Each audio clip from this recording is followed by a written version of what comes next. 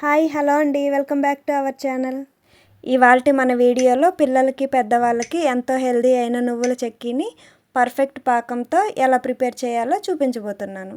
ముందుగా మనం బెల్లాన్ని కరిగించుకోవాలండి. దానికోసమని చెప్పి నేను 1/2 కప్పు బెల్లాన్ని తీసుకున్నాను. అందులోనే నేను బెల్లం ఎంత క్వాంటిటీ అయితే తీసుకున్నానో అంత క్వాంటిటీ వాటర్ని కూడా యాడ్ చేసుకున్నాను. మనం నువ్వుల్ని ఏ కప్పుతో అయితే మెజర్మెంట్ చేసుకుంటున్నామో అదే కప్పుతో బెల్లాన్ని కూడా తీసుకోవాలండి. ఇప్పుడు స్టవ్ ఆన్ చేసి ఒక మందపాటి కడాయిని ఉంచి అందులో 1 కప్పు నువ్వుల్ని యాడ్ చేసి 3 నుంచి 4 నిమిషాల పాటు దోరగా వేయించుకోవాలి.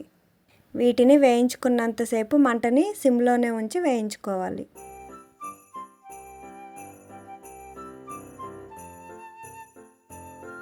వీటిని వేగించుకున్న తర్వాత ఒక గిన్నెలోకి ట్రాన్స్ఫర్ చేసుకోవాలి. ఇప్పుడు మళ్ళీ అదే గిన్నెలో మనం కరిగించుకున్న బెల్లాన్ని వడపోసుకోవాలి. చూడండి, బెల్లాన్ని కరిగించుకోవడం వల్ల లాస్ట్లో చెత్త ఏమైనా ఉంటే ఇలా అడుగు భాగంలో ఉండిపోతుంది. ఇందులో 1/4 టీ స్పూన్ యాలకుల పొడిని కూడా యాడ్ చేసుకోవాలి. మంటని మీడియం ఫ్లేమ్లో ఉంచి బెల్లం పాకం వచ్చేంత వరకు మధ్య మధ్యలో గరిటతో కలుపుతూ ఉండాలండి.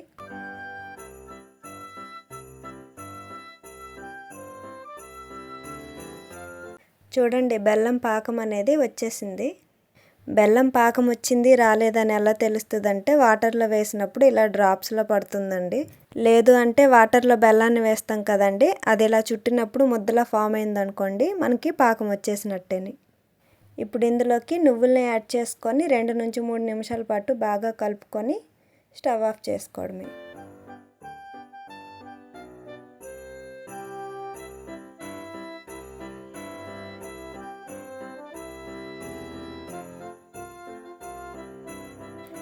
ఇలా గరిటెకి అంటుకున్న మిశ్రమాన్ని ఒక స్పూన్తో సపరేట్ చేస్తూ ఉండాలండి.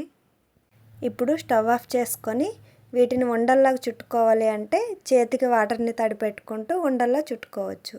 లేదు మనకి చెక్కీలా కావాలి అంటే ఒక చాప్ బోర్డు పైన ఆయిల్ని కానీ లేకపోతే నెయ్యిని కానీ అప్లై చేసుకొని దానిపైన వేసి స్ప్రెడ్ చేసుకోవాలి.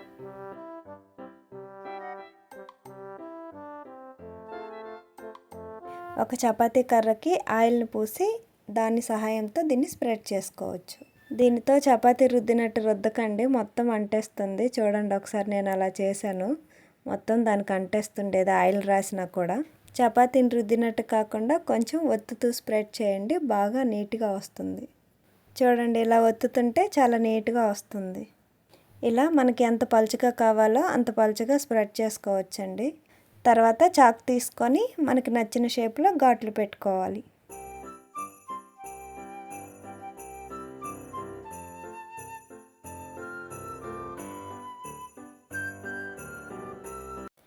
ఇలా ఘాట్లు పెట్టుకున్న తర్వాత ఒక 5 to 10 మినిట్స్ పాటు విడిచిపెట్టేయాలండి. అప్పుడు బాగా చల్లారి అది విరిచేటప్పుడు చాలా క్రంచీగా కూడా ఉంటుంది.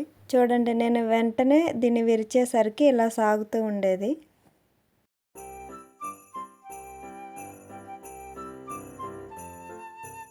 చూడండి, మనం కొంచెం సేపు చల్లారనిస్తే ఈ విధంగా క్రంచీగా ఉంటుంది. ఇలా అంటే ఎలా విరుగుతుందో చూడండి ఒకసారి.